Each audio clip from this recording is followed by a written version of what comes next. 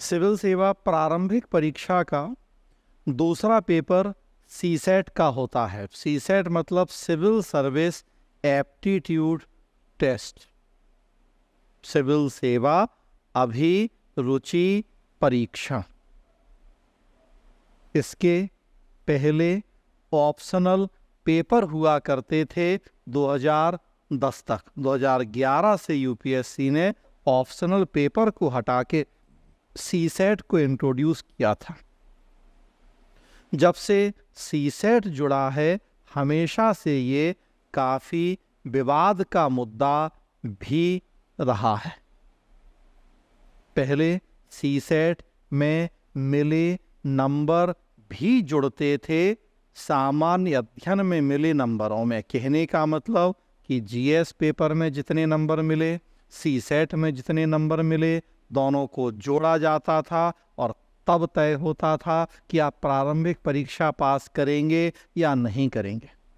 परिणाम क्या हुआ कि जो इंजीनियरिंग बैकग्राउंड, मैथ बैकग्राउंड के स्टूडेंट थे, सीसेट की वजह से लगभग वही लोग प्रारंभिक परीक्षा पास करने लगे।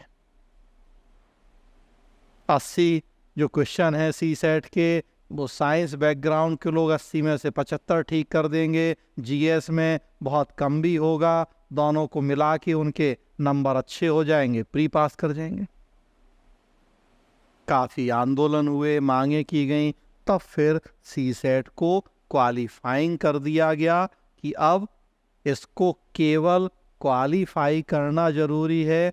इसमें कितने नंबर मिले वो जीएस के मिले नंबरों में नहीं जुड़ेंगे। पास या फेल जीएस के नंबरों से डिसाइड होगा। हाँ, लेकिन सीसेट को क्वालिफाई करना ज़रूरी होगा। क्वालिफाई भले हो गया सीसेट, उसके बाद भी ये हिंदी मीडियम के स्टूडेंट्स के लिए अभी भी एक बहुत बड़ा चैलेंज बना हुआ है। बहुत सारे ऐसे स्टूडेंट हैं जो जीएस में बहुत अच्छा प्रदर्शन कर रहे हैं लेकिन सीसेट क्वालिफाई ही नहीं हो पा रहे। 80 में से 27 प्रश्न सही करने हैं, उतने भी नहीं कर पा रहे। इवन कई तो इंजीनियरिंग बैकग्राउंड के स्टूडेंट भी 80 में से 27 प्रश्न नहीं कर पाते हैं और सीसेट क्वालिफाई नहीं होने की वजह से वो प्रीलिम्स में रुक जाते हैं। सीसेट का सिलेबस आप देखेंगे तो इसमें बोधगम्यता, संचार कौशल और अंतर्वैयक्तिक कौशल मतलब कम्युनिकेशन और इंटरपर्सनल स्किल, तार्किक कौशल, उसके अलावा देखेंगे विश्लेषण क्षमता एनालिटिकल पावर, निर्णय लेना, समस्या समाधान डिसीजन मेकिंग, प्रॉब्लम सॉल्विंग, सामान्य मानसिक योग्यता जनरल मेंटल एबिलिटी, रीजनिंग। इस तरह की विषय वस्तुओं को शामिल किया गया है सीसेट के पेपर में। दूसरे शब्दों में कहें तो कॉम्प्रिहेंशन, उसके अलावा रीजनिंग की महत्वपूर्ण भूमिका है सीसेट में।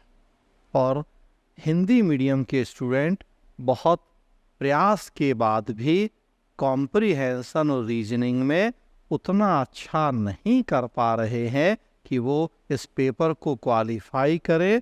तो सबसे बड़ा चैलेंज आज की डेट में उनके लिए यही हो गया है। तो इसलिए सलाह दी जाती है आप लोगों को, स्पेशली जो नए सिरे से तैयारी की शुरुआत कर रहे हैं, कि वो अपनी तैयारी की एकदम शुरुआत से ही सीसेट पर मजबूत पकड़ बनाने के लिए निरंतर प्रयास करें। क्योंकि अगर ये पेपर क्वालिफाई ही नहीं होगा तो आगे की सारी मेहनत धरी की धरी रह जाएगी।